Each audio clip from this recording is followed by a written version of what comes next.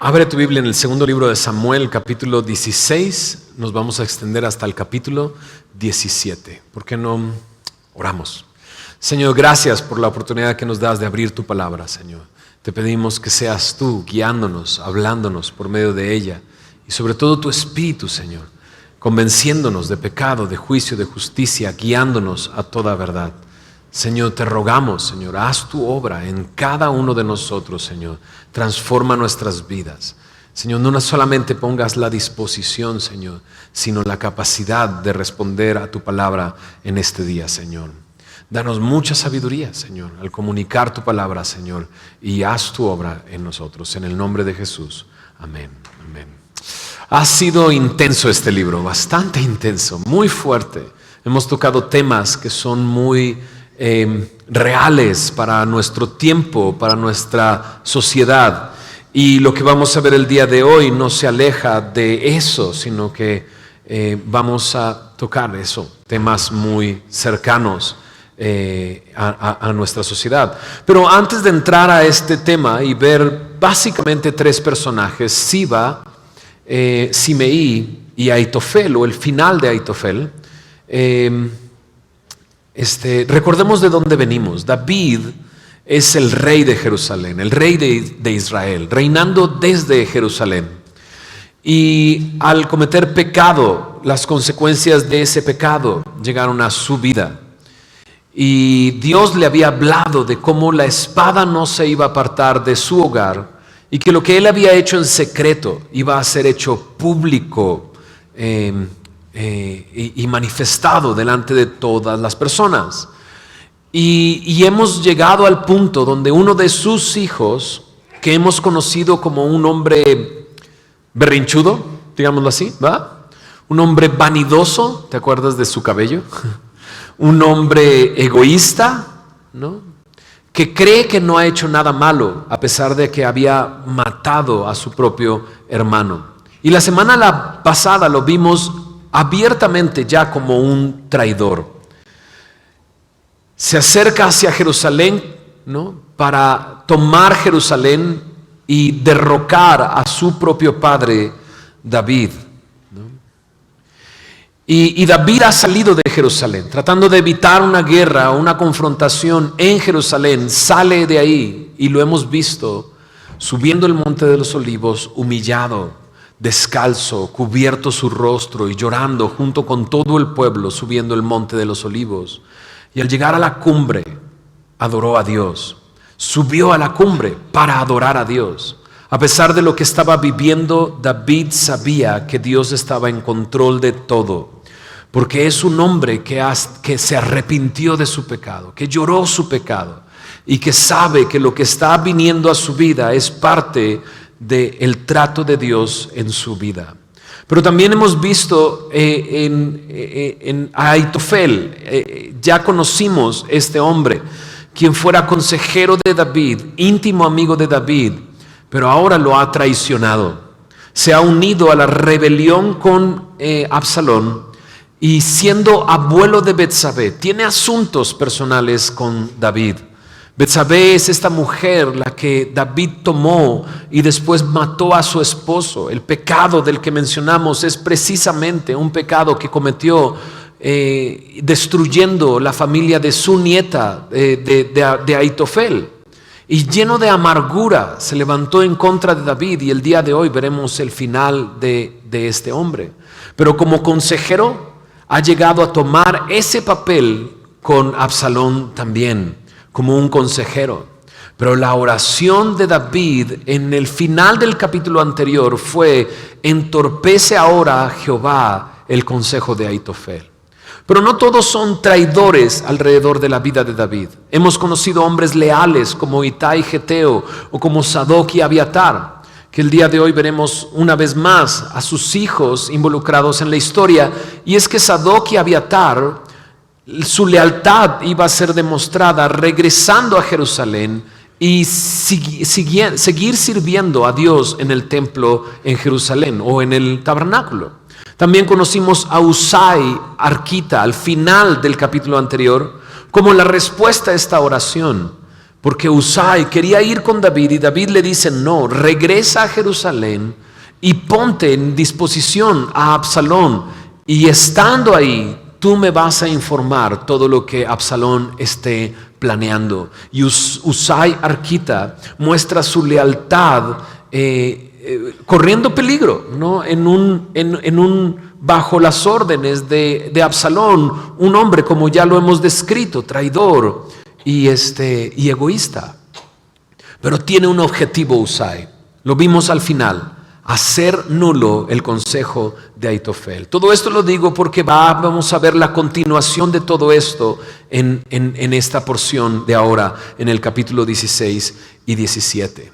Pero entendemos esto: David ha pecado, está viviendo la consecuencia de su pecado, pero está entendiendo que Dios está en control de todo. Veamos al primer personaje, a Siba.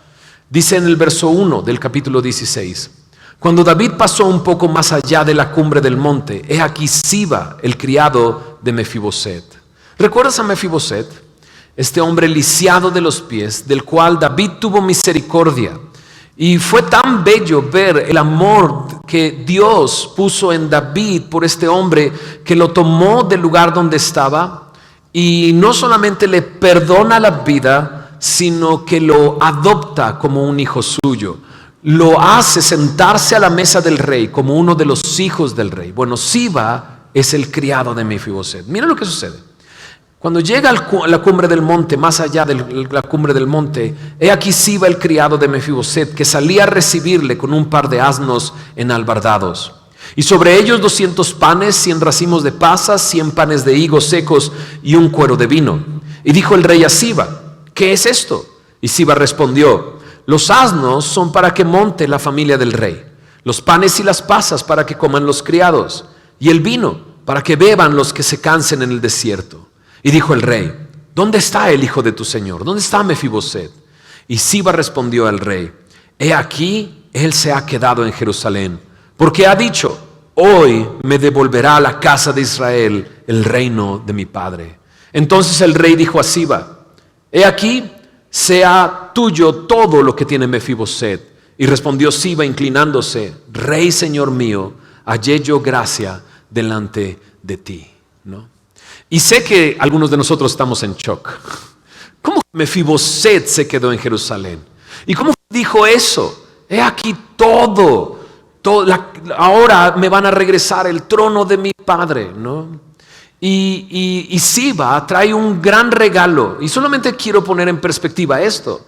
Lo que trae Siba no proviene de él mismo, sino que estos son provisiones que provienen de su amo, que es Mefiboset. Digámoslo así, al principio lo que está haciendo Siba es hacer reverencia con sombrero ajeno. Pero luego le da esta noticia. Porque lo que más le interesaba a David no era precisamente lo que le traía.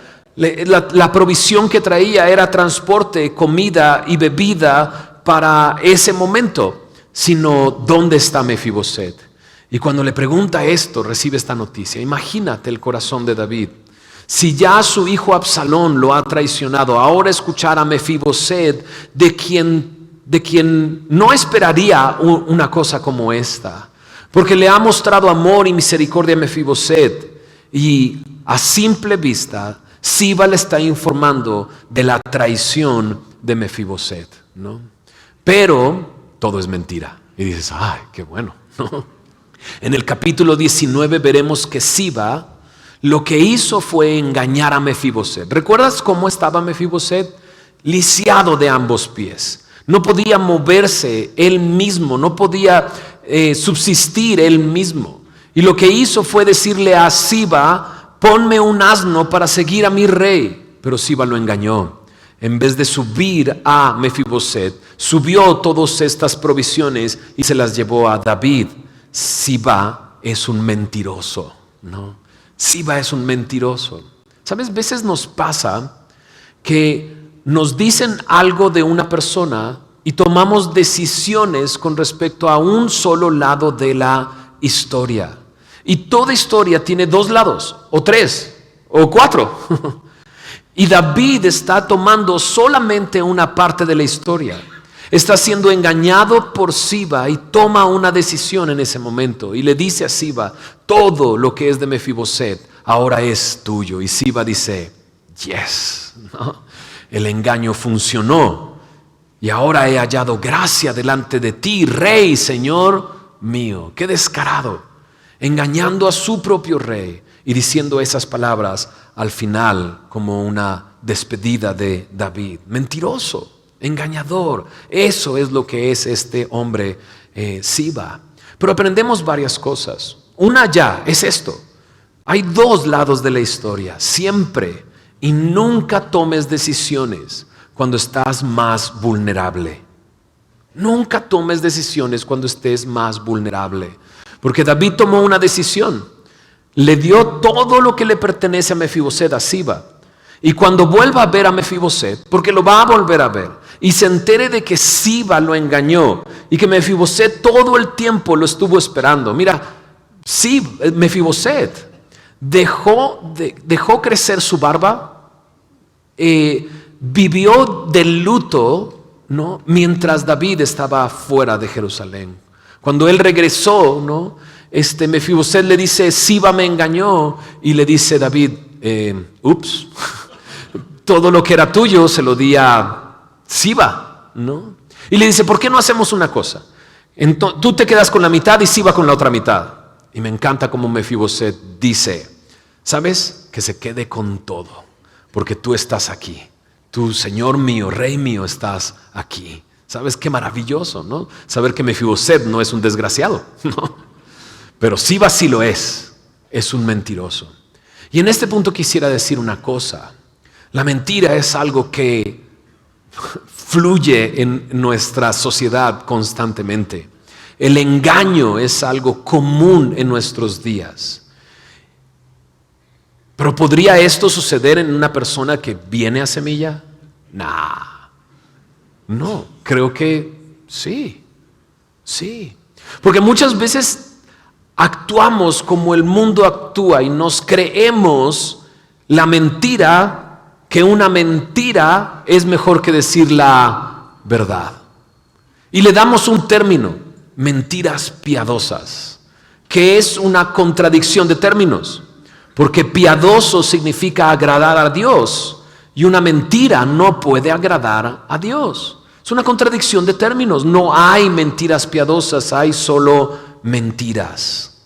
Y de repente creemos en esa mentira de que mejor no le digas nada porque si no vas a tener un problema. Y comienzas a mentir y luego parchas con otra mentira y luego parchas con otra mentira y luego no sabes hasta dónde llegaron tus mentiras, y cuando eres sorprendido lo has perdido todo. ¿Sabes? La Biblia me dice quién es el padre de mentiras. En Juan capítulo 8, versículo 44, Jesús le habla a aquellos a que está enseñando y les dice esto al final de esta porción. Mira, hablando del diablo, dice: él ha sido homicida desde el principio y no ha permanecido en la verdad. ¿Por qué? Porque no hay verdad en él. Cuando habla mentira, dice: de suyo habla, porque es mentiroso y padre de mentira.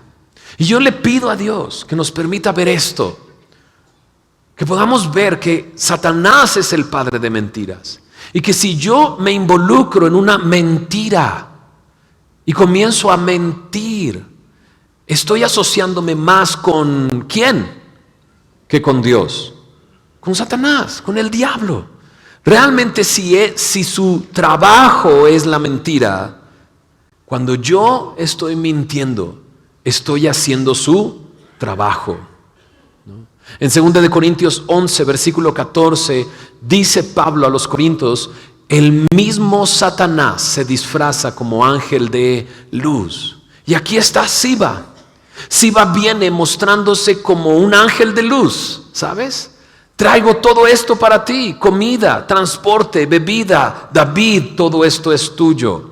Pero en realidad está siendo un mentiroso y un engañador. Y por eso digo, probablemente tengamos nuestro traje bien puesto de una persona piadosa. Mentiroso, pero piadoso. Y nos mostramos de cierta manera. cuando en realidad Dios quiere que te des cuenta. Si estás mintiendo y engañando, estás haciendo el trabajo del diablo, ¿no? Y yo he visto hombres que han venido en arrepentimiento al Señor. Lo he visto. Y veo la libertad que Dios trae después de lo que ha sucedido. Y es maravilloso ver la obra de Dios cuando una persona viene a la luz y trae su engaño a la luz, ¿no? Pero también he visto otros que lo han perdido completamente todo por sus mentiras.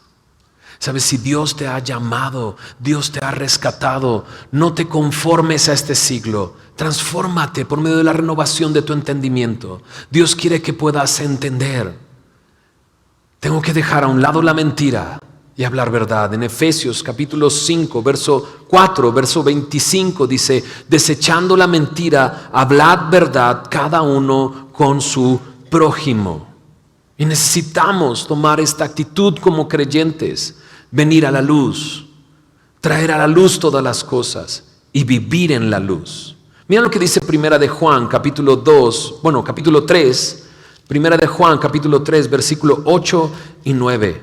Para ponerlo en perspectiva, dice: el que practica el pecado es del diablo, porque el diablo peca desde el principio.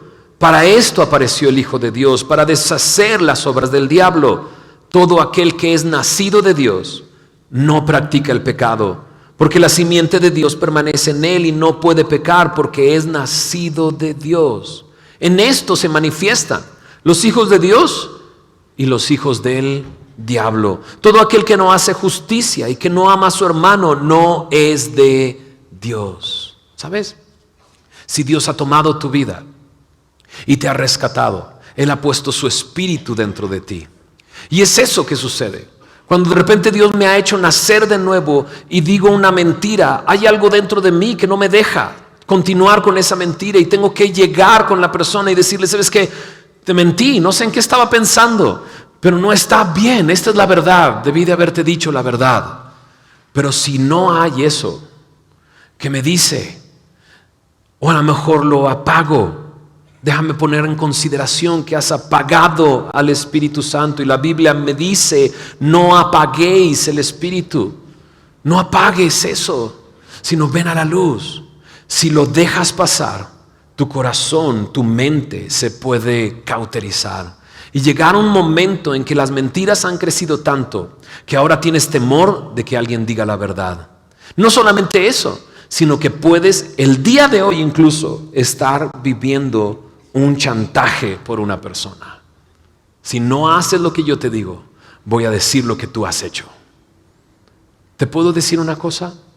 Dios quiere traer libertad a tu vida. Él vino para deshacer las obras del diablo. Y si él, escúchame bien, Jesús dijo: yo soy el camino, la verdad y la vida. Ven a Él, arrepentido, trae todo a la luz. Recibe su misericordia y su gracia. Y sé que cuesta mucho trabajo hacerlo, porque dices: lo voy a perder todo. Pero si tú obedeces al Señor, la Biblia dice: si confiesas tu pecado, Él es fiel y justo para perdonar tus pecados y limpiarte de toda maldad. ¿No suena eso un buen comienzo? A lo mejor ese comienzo puede ser el día de hoy. Trae todo a la luz. No sigas haciendo el trabajo de Satanás. Ven a la luz. Tráelo a la luz. Si tú no has entregado tu vida a Cristo y te estás preguntando: ¿y por qué me la paso mintiendo? ¿Por qué me la paso haciendo y diciendo mentiras?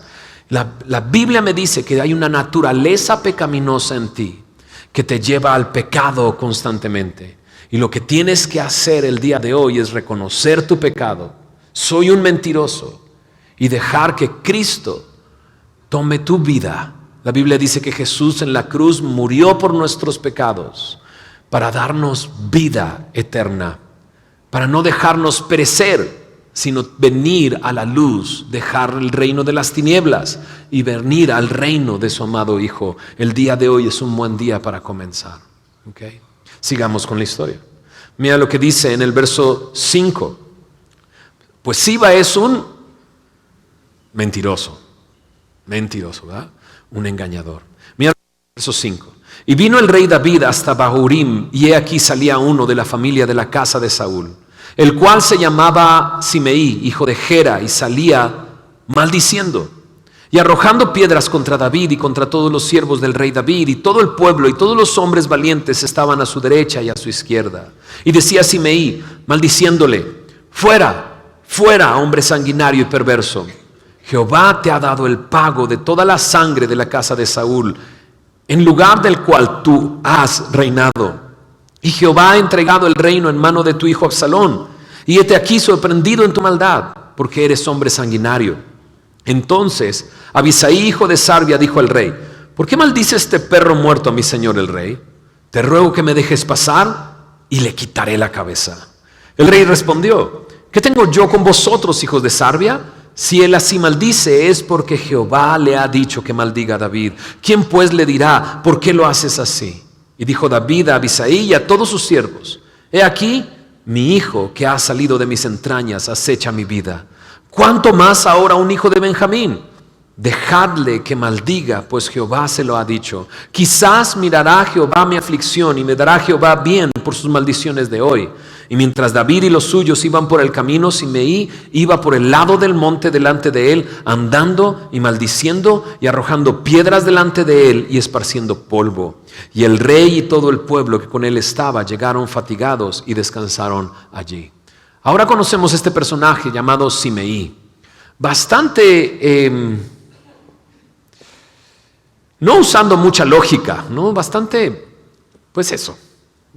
Ya sé que estás pensando lo mismo que yo. ¿Por qué? Porque comienza a acusar a David. Lo comienza a acusar, a maldecir. La palabra maldecir y maldecir aparece varias veces en esta porción. Y se convierte en un acusador de David. Fuera, fuera, hombre sanguinario, ¿no?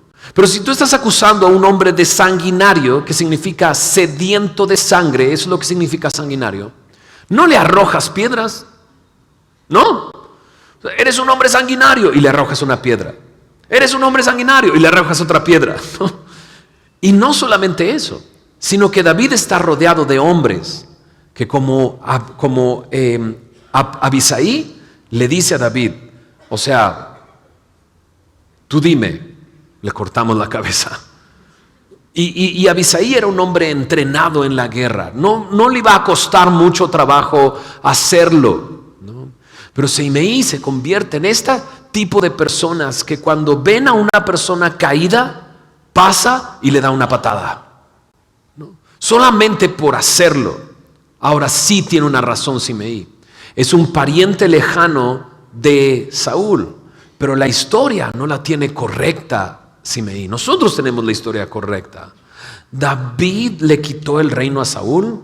Respuesta, no, de ninguna manera.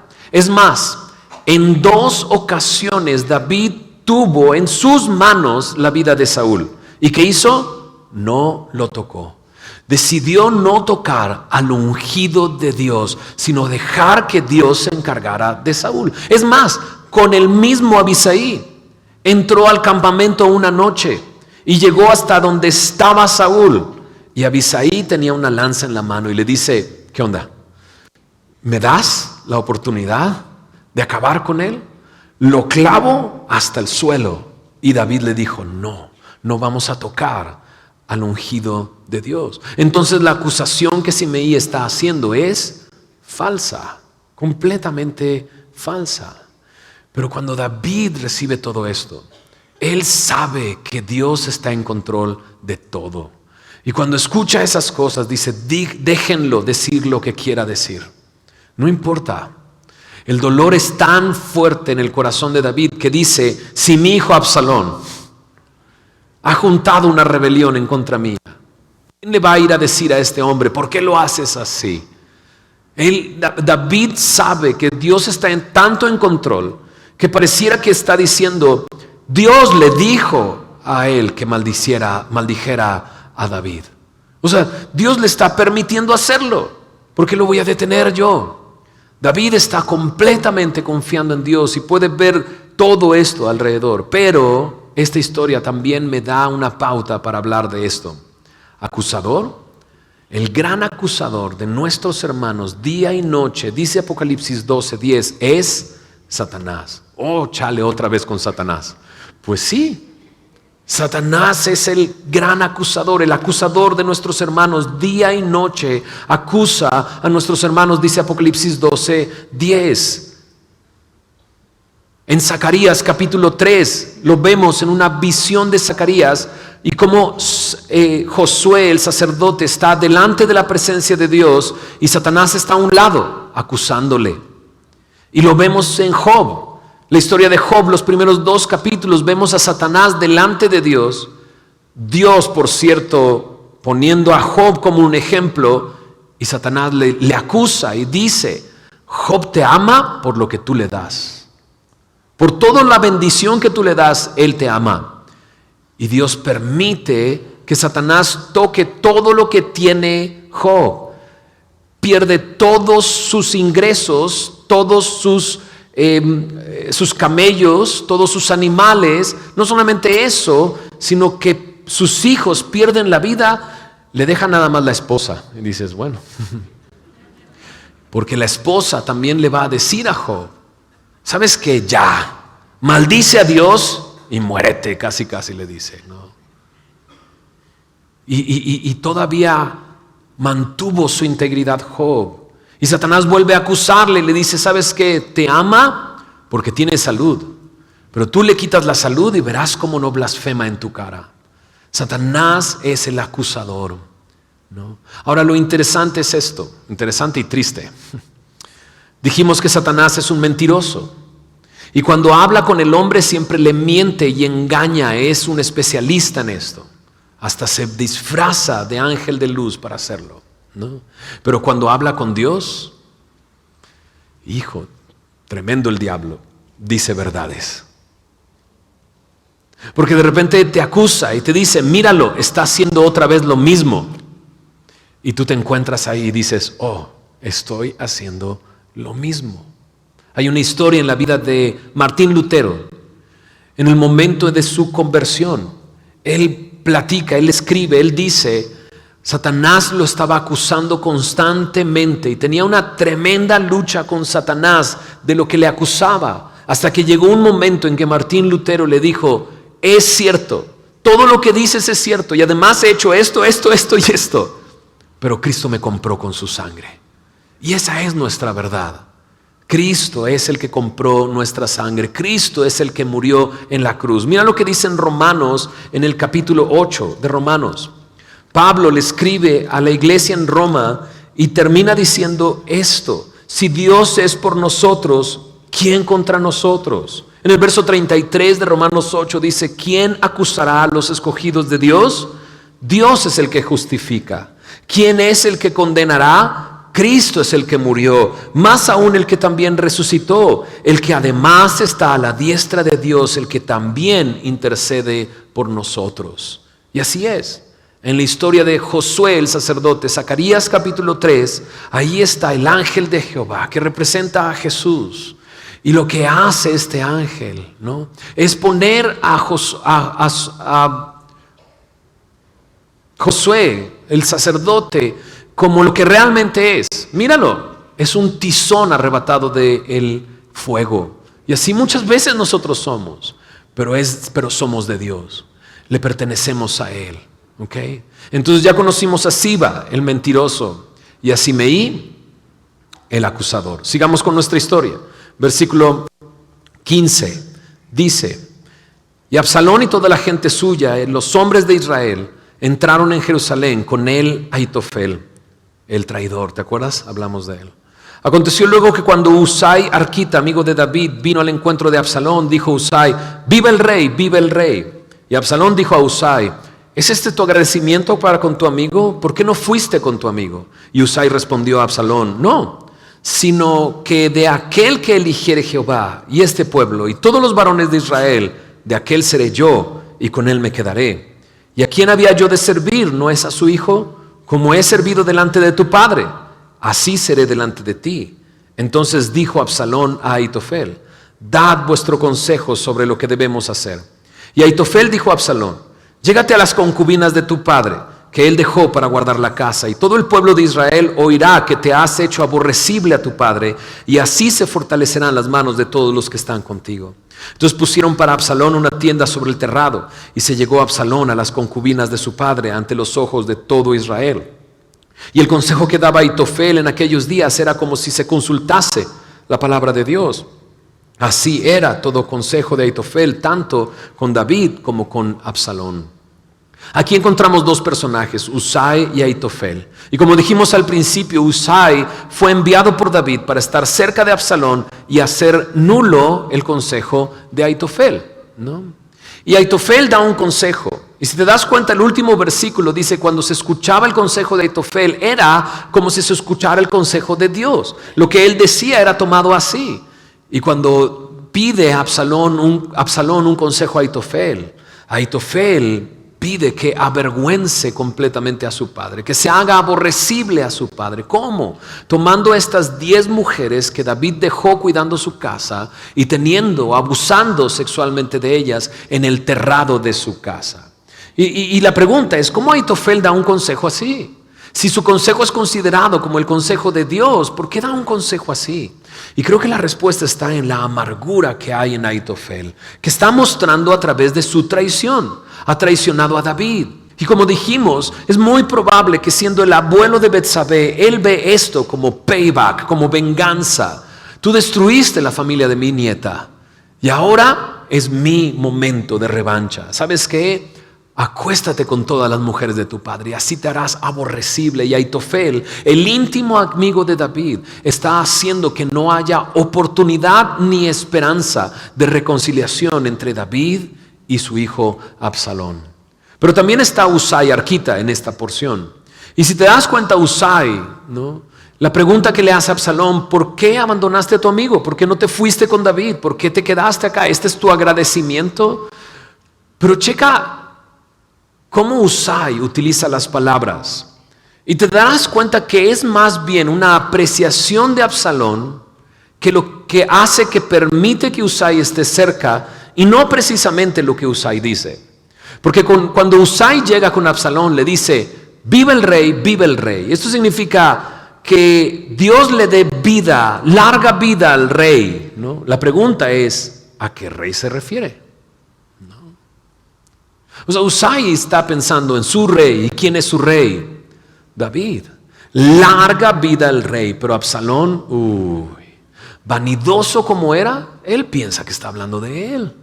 Y mira las palabras que dice el verso 18. Cuando le pide una explicación, Husai le responde, no, sino que de aquel que eligiere Jehová y este pueblo y todos los varones de Israel, de aquel seré yo. ¿Y quién es este? David. ¿No es Absalón? De ninguna manera es Absalón. Dios no ha elegido a Absalón. David ha sido elegido por Dios.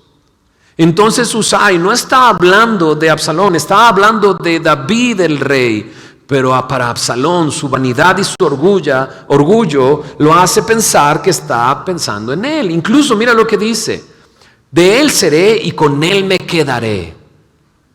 Este hombre es fiel a David. Y está hablando de David cuando dice seré de David y me quedaré con David. Y luego continúa diciendo, ¿y a quién había yo de servir? ¿No es a su hijo?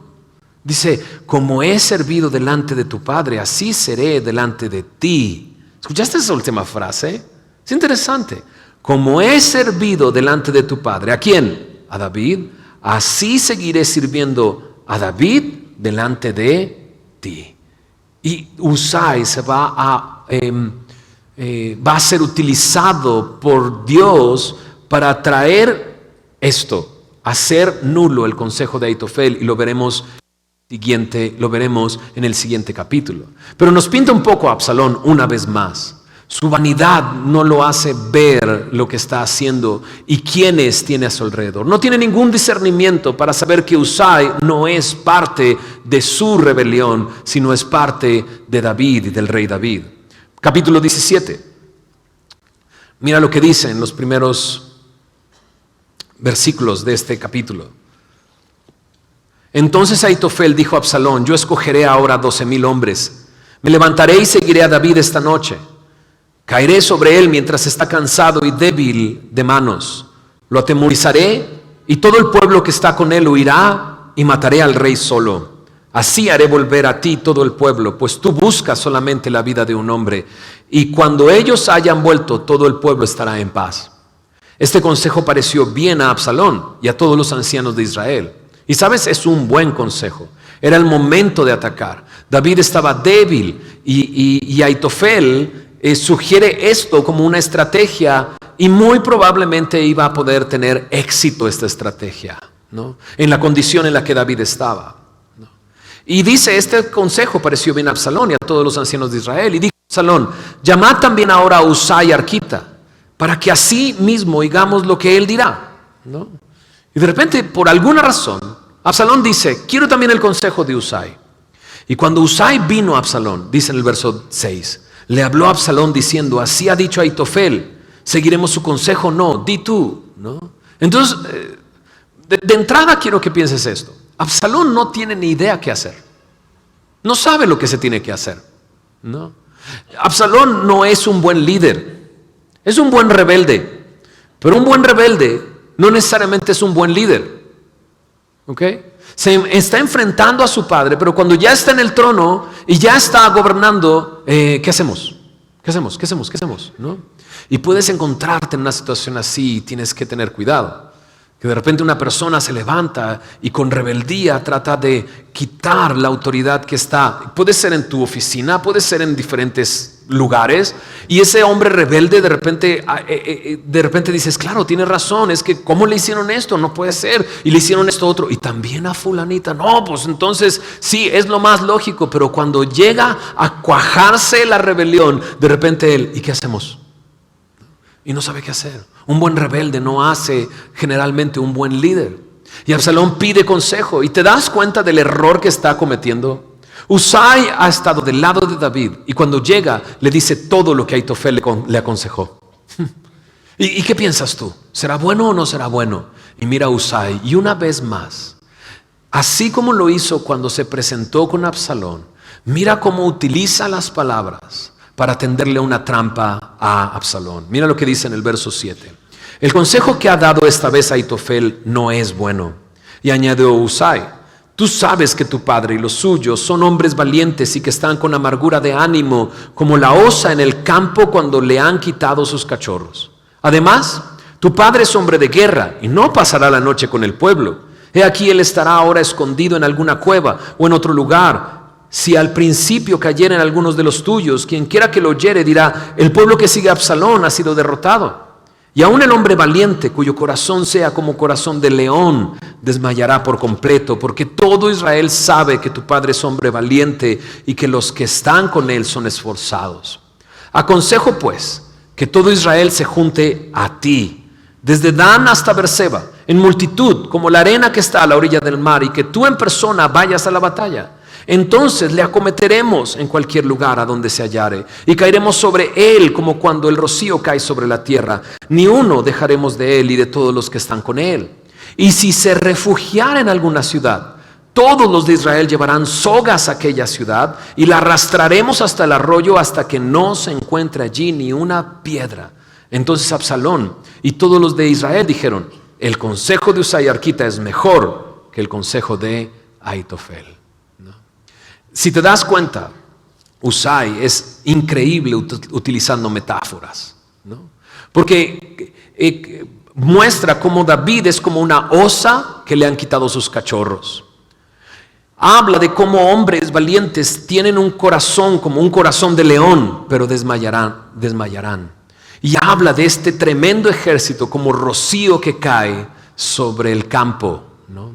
Pero lo primero que hace es considerar: el consejo de Aitofel no es bueno. ¿Por qué? Porque David es un hombre de guerra. David es un hombre valiente. Y está pintando a David como el David de antes. Este hombre de guerra, fuerte, valiente.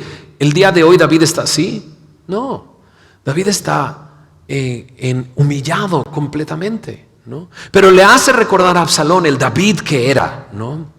Y lo pone en perspectiva y le dice: es como una osa cuando le han quitado sus cachorros. No vas a poder con él en este momento.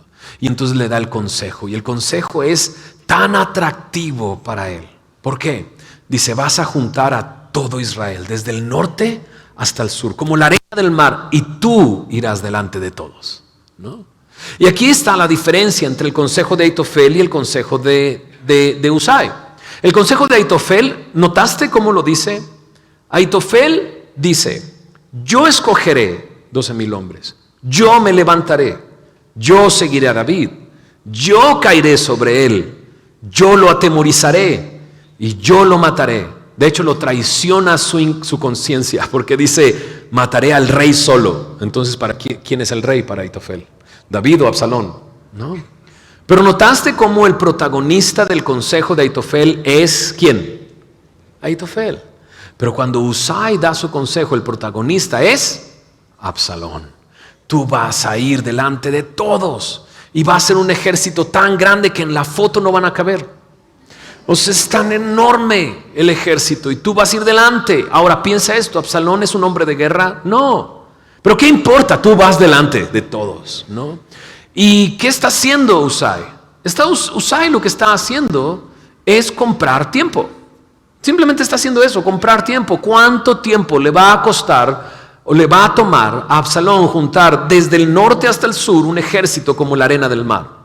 Y entonces sabe Husai que está pensando, pero vamos a perder mucho tiempo. No te preocupes, si se refugia en una ciudad, entramos todos con sogas y deshacemos la ciudad hasta que no quede una piedra y lo matamos, ¿no?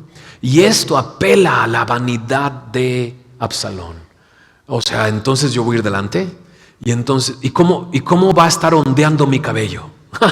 ¿Te acuerdas de Absalón y su cabello? Que no se lo cortaba durante todo un año. No, él está pensando en cómo va a volar el cabello suyo delante de todo el ejército y cómo va a salir en la foto la inmensidad de este ejército. No estoy diciendo cualquier cosa, pero se entiende. Está apelando a su vanidad, a su orgullo, a su soberbia. Y entonces dicen, el consejo de Husai es mejor. En este sí salgo yo. ¿En el otro no salgo yo? No, en este sí salgo yo. Pero no es Husai y su astucia para tenderle una trampa a Absalón por medio de sus palabras, sino mira lo que dice en el verso 14. Porque Jehová había ordenado que ¿qué dice? Acertado, el consejo de Ahitofel era el acertado consejo de Ahitofel se frustrara para que Jehová hiciese venir el mal sobre Absalón. Entonces, ¿quién está por encima de todo? Dios está en control. Dios está en control. ¿Sabes? David está siendo disciplinado por su pecado. Y está usando a Siba, usando a Simeí, usando a Ahitofel, usando a Absalón. Pero Dios está por encima de todo. Y Dios está en control de todo. Y eso es maravilloso. Dios nunca nos ha dejado ni nunca nos dejará. Y siempre está en control de todas las cosas. Y entonces, verso 15, sigamos adelante para ver el final de Ahitofel. Dijo luego Husai a los sacerdotes Sadoc y Abiatar, eso es lo que quedaron. Así y así aconsejó Ahitofel a Absalón y a los ancianos de Israel, y de esta manera aconsejé yo. Por tanto, enviad inmediatamente y dad aviso a David diciendo, no te quedes esta noche en los vados del desierto. No vaya a ser que siga el consejo de Ahitofel al final de cuentas, ¿no?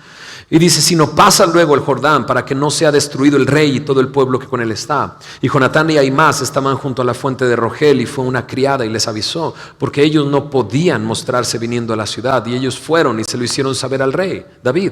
Pero fueron vistos por un joven, el cual lo hizo saber a Absalón. Sin embargo, los dos se dieron prisa a caminar y llegaron a casa de un hombre en Baurim, que tenía en su patio un pozo dentro del cual se metieron. Tomando la mujer de la casa una manta, la extendió sobre la boca del pozo y tendió sobre ella el grano trillado, y nada se supo del asunto.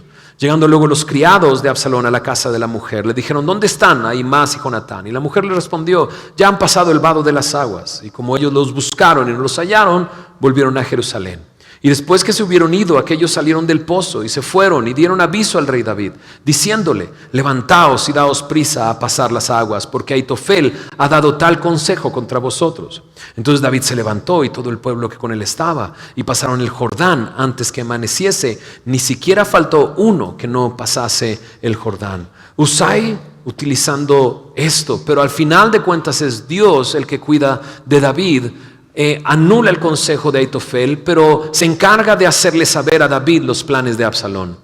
Y esta historia cuenta cómo estos dos hombres se esconden cuando son perseguidos por una persona de Absalón, pero desisten de continuar buscándoles porque les dijeron ya pasaron el vado de las aguas. Mi pregunta es, quizás estos hombres tuvieron miedo de los hombres de David, pero regresando a Jerusalén, estos dos hombres llegan con David, le informan y está David a salvo, porque Dios está en control. Pero ¿sabes quién no está a salvo? Ahitofel. Miren lo que dice el verso 23. Pero Ahitofel, viendo que no se había seguido su consejo, enalbardó su asno y se levantó y se fue a su casa, a su ciudad, y después de poner su casa en orden, se ahorcó. Y así murió, y fue sepultado en el sepulcro de su padre, ¿no? Este Ahitofel, su amargura, su rencor, su odio, su venganza, lo lleva hasta este punto. Pareciera un hombre sabio, pone en orden su casa, pero al mismo tiempo un hombre tonto, quitando su propia vida. Se ahorcó y se suicidó. Ahora, hemos hablado de Siba, el mentiroso, el engañador. Y Dios ya nos ha hecho un llamado. Dios puede traerte libertad si eres un mentiroso y un engañador. Trae a la luz la verdad. Trae a la luz la verdad. Ya hemos visto al engañador, Simeí, ¿no? Y la relación que tiene con Satanás como un acusador y Satanás como un mentiroso, ¿no? Y ahora estamos llegando a Ahitofel. Su consejo no se sigue y no nos dice exactamente por qué, cuál fue la razón de llegar al punto de suicidarse. Y solo podemos conjeturar esto. Ahitofel está pensando, mi consejo no se recibió, van a seguir el consejo de Husai y esto se acabó. Ya no hay futuro. Porque si siguen el consejo de Husai, David es un hombre de guerra, se va a agrupar de nuevo y no lo va a poder vencer Absalón. Y quizás Ahitofel pensando, Absalón va a morir, esto se acabó y yo voy a pasar como traidor, mejor me quito la vida. Realmente no sabemos exactamente cuál es la razón, pero es un suicidio. Es un suicidio. Y el suicidio es algo que está en nuestra sociedad constantemente. Algo que, no temo decir, algo que muchos de los que están aquí han considerado. Y no solo eso, sino que incluso puede haber personas aquí que tienen un familiar que cometió suicidio, ¿no? Y la Biblia no está ajena a esto, aun cuando no dice mucho al respecto.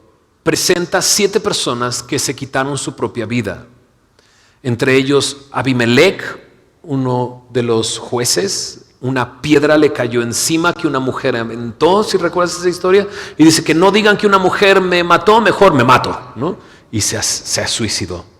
Saúl también, en vez de caer en manos del enemigo, decidió quitarse su vida y su siervo siguió su ejemplo.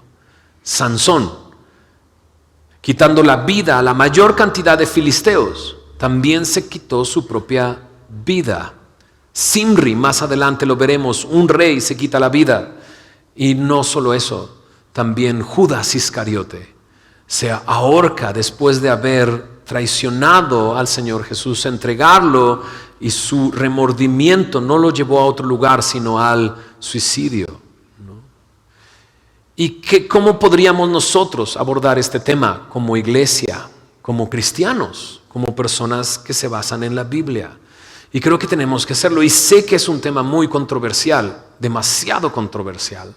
Y trataré de ser cuidadoso en hablar de qué se trata el suicidio. Pero diré esto, el suicidio es asesinato. Y la Biblia me dice, no matarás. Por lo tanto, el suicidio es pecado. Es así es como tenemos que ver de acuerdo a la Biblia. El suicidio es pecado. No solamente es pecado, es egoísmo.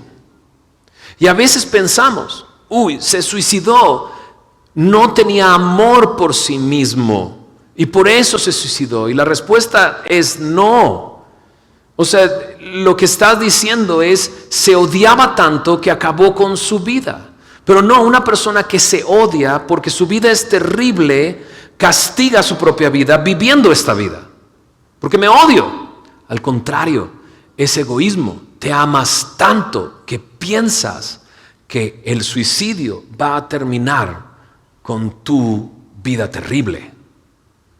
Entonces realmente no es que no se amen, sino realmente es demasiado amor a uno mismo y es un egoísmo, porque no estás pensando en las personas que se van a quedar acá, en tu familia, en las personas cercanas a ti y todo el dolor que vas a causar. Es egoísmo, es egoísmo. Ahora la pregunta es, ¿por qué lo hacen? Y tendría una respuesta. ¿Por qué quitarte la vida? Muchas veces es porque pensando esto, así terminó mi sufrimiento. Así todo se acaba y esto es mejor. Pero no es así. La Biblia presenta nuestra vida, ¿no?, como algo que no termina después de la muerte. Y esto es algo muy claro en la Biblia. La Biblia dice que Dios ha puesto eternidad en nuestro corazón. Sabemos que hay algo después de la muerte. Y es porque Dios puso esa eternidad en nosotros. Entonces, una persona que no conoce de la gracia, la misericordia de Dios, que no ha creído en el Señor Jesús, la Biblia me dice que al morir va al castigo eterno. Eso es lo que la Biblia dice.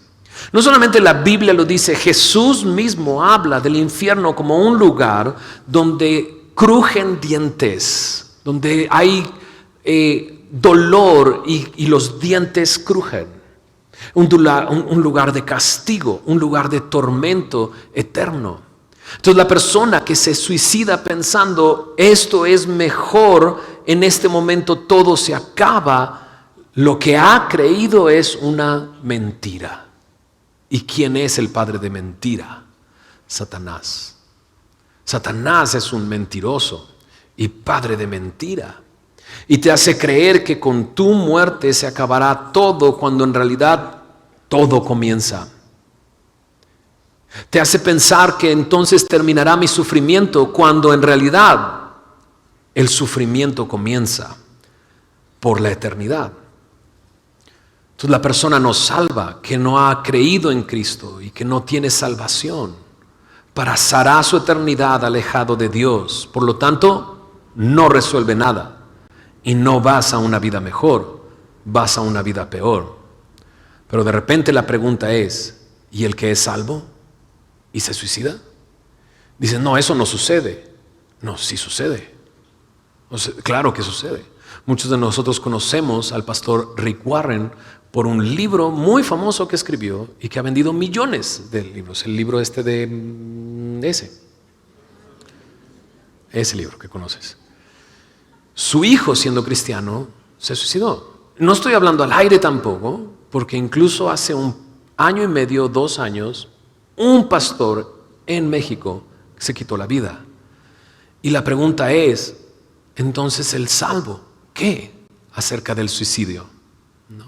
Y yo sé que es muy controversial esto, y quiero ser muy cuidadoso con decirlo, ¿no?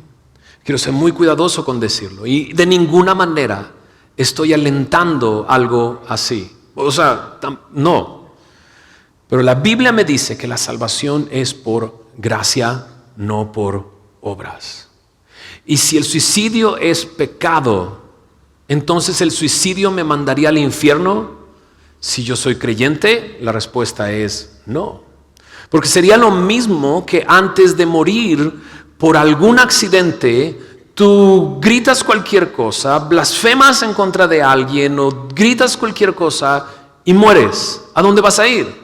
¿Tu salvación se perdió porque pecaste justo antes de morir? La respuesta es No, la salvación es por fe, es por gracia, no por obras, ¿no? Y dices, esto se está poniendo bien creepy, esto se está poniendo muy raro, ¿no?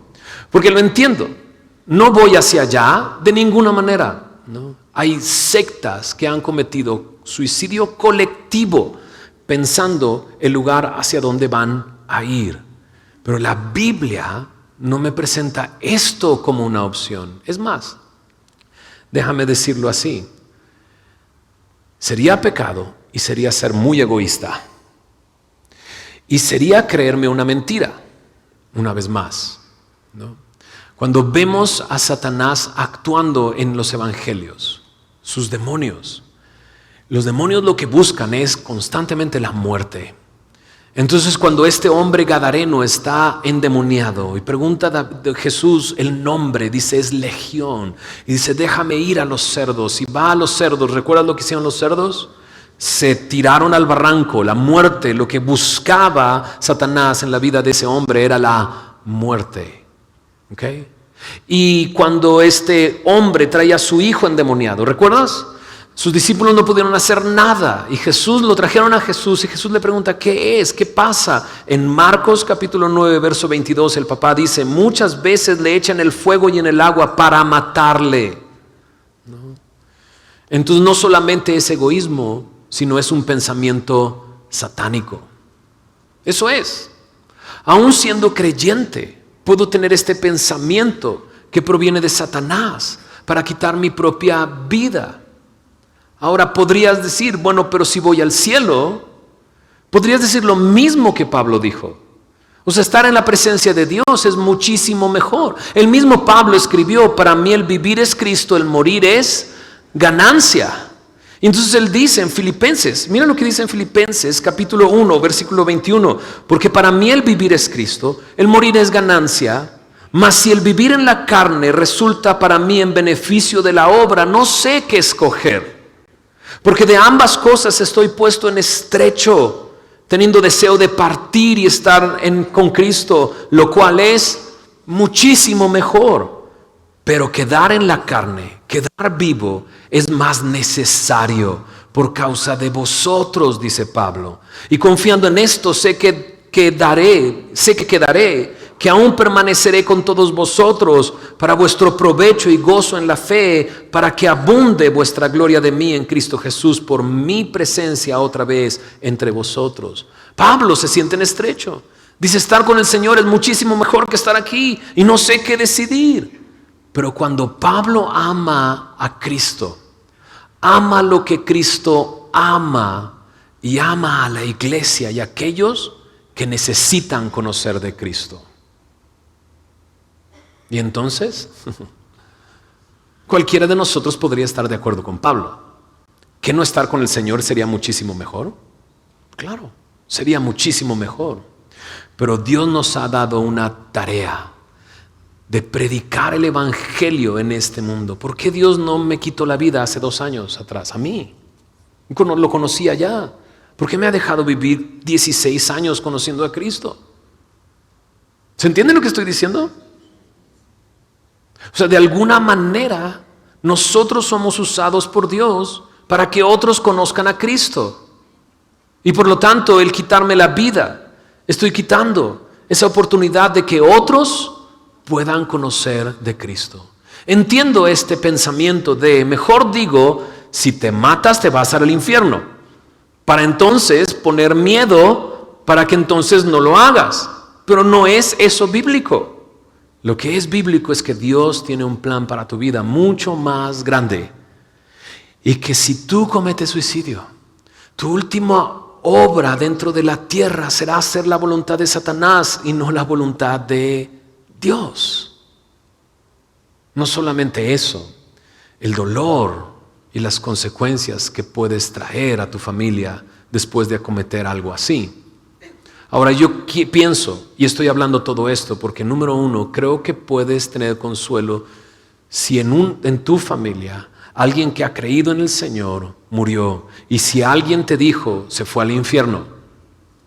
Creo que hay un gran consuelo en saber que la salvación es por fe, es por gracia. Pero también quiero decir esto. No temo en decir que algunos han pensado hacer esto, que algunos lo han considerado, que algunos incluso están viviendo este temor y este miedo y no saben qué hacer. ¿No? Y ese tipo de personas es una persona egoísta, que por mucho ya ha abandonado a su familia, a su esposa y a sus hijos, porque vive para sí mismo nada más. Y Dios quiere sacarte de ese egoísmo. Dios quiere que vivas para otros. Déjame plantearlo de esta manera. Todo aquel que ha creído en el Señor Jesús, en realidad ya ha cometido suicidio. ¿Se entiende lo que estoy diciendo? En Gálatas 2:20 dice, con Cristo estoy juntamente. ¡Hey! Yo ya estoy muerto. Yo ya estoy muerto. Con Cristo estoy juntamente crucificado. Ya no vivo yo, ahora vive Cristo en mí. Y dice ahí, y lo que ahora vivo en la carne, lo vivo en la fe del Hijo de Dios, el cual me amó y se entregó a sí mismo por mí. Dios quiere sacar ese pensamiento satánico de tu mente y darte una perspectiva eterna del propósito que Dios te ha dado, para que entonces vivas esta vida no para ti, sino para Él. Que no acabes tu vida para ti, sino que la acabes. Como Pablo dice, si él pensaba de esta manera, acercándose al momento de su muerte, él dice, he acabado la carrera, he peleado la buena batalla. Podía ver a los ojos a Dios y decir, he acabado la obra que tú me encomendaste. Y creo que todos nosotros como creyentes deseamos ver a los ojos al Señor y decirle, he acabado la obra que tú me mandaste hacer. ¿No? Incluso una persona con una enfermedad terminal puede considerar su estancia en el hospital como un gran campo misionero para llevar a otros a Cristo. Y dices, pero es mucho sufrimiento. Pues en ese sufrimiento Dios se va a glorificar y vas a llevar enfermeras, doctores y otros enfermos al cielo. ¿No quisieras llegar así? Claro que sí. Ahora dices, bueno, pero yo no soy Pablo. No. No sé qué podría yo predicar y abrir iglesias y esto y lo otro. Pablo es igual que tú. Quizás Dios te quiere usar para predicar y para enseñar y para plantar muchas iglesias. Y ojalá Dios quiera eso. Que cada uno de los hombres que estamos aquí, Dios nos levante para plantar iglesias y presentar el evangelio al lugar donde vayamos. ¿No? ¿Estamos de acuerdo con eso? Pero mira, terminemos en 2 de Samuel para ver qué puedo hacer para vivir mi vida para la gloria de Dios. Y te darás cuenta que puedes con muy poco hacer mucho. Verso 24 dice, y David llegó a Manahaim y Absalón pasó el Jordán con toda la gente de Israel. Pasaron meses. Y Absalón nombró a Amasa jefe del ejército en lugar de Joab. Amasa era hijo de un varón de Israel llamado Itra, el cual se había llegado a Abigail, hija de Naas, hermana de Sarbia, madre de Joab. Y acampó Israel con Absalón en tierra de Galaad. Luego que David llegó a Mahanaim, Sobi, hijo de Naas, de Raba, de los hijos de Amón, Maquir, hijo de Amniel, de Lodebar, y Barzilai, galadita, de Rogelim, trajeron a David y al pueblo que estaba con él camas, tazas, vasijas de barro, trigo, cebada, harina, grano tostado, habas, lentejas, garbanzos tostados, miel, manteca, ovejas y quesos de vaca, para que comiesen, porque decían, el pueblo está hambriento y cansado y sediento en el desierto. ¿No? Entonces David llega a un grupo de personas, entre ellos me encanta que está Maquir, hijo de Amniel de Lodebar. ¿Te acuerdas de este hombre? El lugar donde estaba escondido Mefiboset. Y ahora trae toda esta provisión a David. Y puede relacionar, Mahanaim significa 2 campamentos. Y se pone así ese nombre porque Jacob, cuando cruzó de regreso a la tierra prometida, Jacob vio un campamento de ángeles a un lado de él. Y por eso puso ese lugar Mahanaim. Tú me estás acompañando, Dios. Hay 2 campamentos en este lugar. Y así David puede ver la provisión de Dios por medio de todos estos hombres. Pero ¿no te sorprende que hay una lista muy específica de cosas? Camas, tazas, ¿no? Dice vasijas de barro. O sea, sí, vasijas de barro, ¿no? Platos de barro, ¿no? No solo eso, trigo, cebada, harina, grano tostado, habas, lentejas, ¿no? Lentejas, garbanzos tostados, miel, manteca, ovejas, queso de vaca, ¿no? Y esto suplió la necesidad que había en ese momento para la gloria de Dios. Al final de cuentas, no solamente estaban sirviendo a David, estaban sirviendo al reino de Dios, ¿ok? Y entonces pensando en esto, no, pero me estás animando a no quitarme la vida y hacer algo. Una bolsa de lentejas está escrita en este libro. Una bolsa de lentejas. ¿Tienes una bolsa de lentejas? Es momento de sacar esa bolsa de lentejas y compartirla con alguien y hablarle de Cristo. Y verás cómo Dios te va a usar con lentejas, con habas, con garbanzos o con leche. ¿Entiendes eso? Un día me salí a caminar y tuve la oportunidad de ver a un hombre en la calle con una bebé en brazos. Y de esas veces que dices, ¿quién es este hombre? ¿Y dónde vive? ¿Y qué hace con esa niña? ¿Sabes? ¿No? Y Dios me dio la oportunidad de comprar unos litros de leche y pan y llevárselos y queso. Y dije, ¿sabes qué? Aquí está. El Señor no era de aquí, vivía en otro lugar. Y fue una gran oportunidad para servir de una manera muy pequeñita, muy simple y predicarle el Evangelio. Le hablé de Cristo, ¿sabes? No sé dónde esté ese hombre el día de hoy, no tengo ni idea, ¿no? Y no te estoy diciendo, uy, deberías de hacer lo que yo hago. No, olvida eso.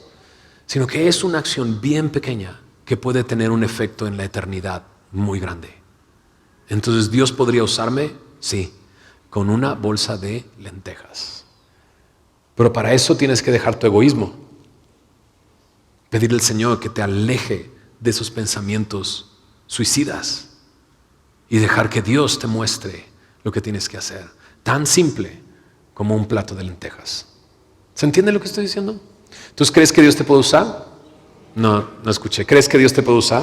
Sí, claro que creo que Dios te puede usar. Y mucho, y de gran manera. Entonces tienes algo por qué vivir el día de hoy en la fe del Hijo de Dios. Ok, pues vamos a orar. Señor, gracias por tu palabra. Solo tú conoces, pero conoces muy bien quiénes están luchando con la mentira en este momento y en este día, Señor. Tú sabes quién se han enredado tanto en mentiras, Señor, que ya no diferencia la mentira de la verdad, Señor. Yo te pido que tú traigas libertad. Ya sea que te conozca o no te conozca, Señor. Tráelo a libertad, Señor. Incluso si hay personas que están siendo chantajeadas por sus mentiras, Señor, tráelos a libertad. Trae a sus corazones la obra de tu Espíritu convenciéndoles de pecado y que puedan ver la realidad de lo que es la mentira, Señor, y puedan venir a tu verdad y a refugiarse en ti, Señor. Te pido por aquellos que están siendo acusados constantemente, que sienten esa acusación constante, esa condenación constante. Señor, que como Pablo dijo, así ellos puedan decir, si Dios es por nosotros, ¿quién contra nosotros? Señor, tú eres el que les ha escogido y tú eres el que intercede a la diestra del Padre por ellos. Señor, trae también a libertad, Señor. Y Señor, también tú conoces esta realidad del suicidio y aquellos que han pensado en eso. Señor, trae arrepentimiento a su corazón de que han creído una mentira, un engaño, y que puedan vivir para ti el día de hoy. Señor, que no sea miedo lo que los aleje de ahí, sino tu amor. Tu amor les inunde de tal manera, Señor, que los aleje de esos pensamientos. Vengan a ti, Señor, y puedan ver cómo tú los puedes usar, Señor, de maneras simples y sencillas, Señor, para tu gloria y para tu honra, Señor. Señor, toca sus vidas y también rescátalos de ese tipo de pensamiento. Señor, rescátales. Gracias, Señor, por ser tan bueno. Gracias, Espíritu Santo, por estar entre nosotros. Derrama tu espíritu sobre nosotros. Guíanos a la verdad, Señor. Trae consuelo. Abraza, Señor, a aquellos que necesitan de ti, Señor. Tráelos a libertad, Señor. Y mientras estamos orando, yo sí quiero hacer un llamado a aquellos que han tenido este tipo de pensamiento y que necesitan oración y que necesitan de Cristo y que necesitan el día de hoy reconocer esta necesidad que tienen, a que vengas a Él. Me encantaría poder orar por ti. Y si tú has tenido por favor, todos cerremos nuestros ojos ahí en oración, ¿no? ¿Sabes qué? Hagamos una cosa. Simplemente, ahí donde tú estás, con tus ojos cerrados, si tú has pensado de esta manera, solo levanta tu mano. Y levantando tu mano, simplemente estás diciendo, Señor, yo necesito de ti. Y necesito que me toques. Y necesito que me rescates de este tipo de pensamientos. Ya no quiero vivir así. Ya no quiero pensar así. Solo levanta tu mano. Así como un símbolo de, Señor, rescátame. Rescátame. Señor, mira, Señor, a cada uno de estos hombres y mujeres, Señor, y rescátales, Señor. Sácales de este pensamiento, Señor. Líbralos de la oscuridad, Señor. Tráelos a la luz, Señor. Y dales, Señor, propósito en sus vidas, Señor. Muéstrales cómo tú les amas, Señor. Inunda tanto de tu amor sus vidas, sus corazones, Señor. Que este pensamiento se aleje completamente, Señor, de su mente. Y que puedan desde el día de hoy decidir, Señor, vivir para ti. Líbralos del egoísmo. Líbrales, Señor, de todo esto, Señor. Y tráelos a la luz. Trae consuelo a sus corazones, Señor.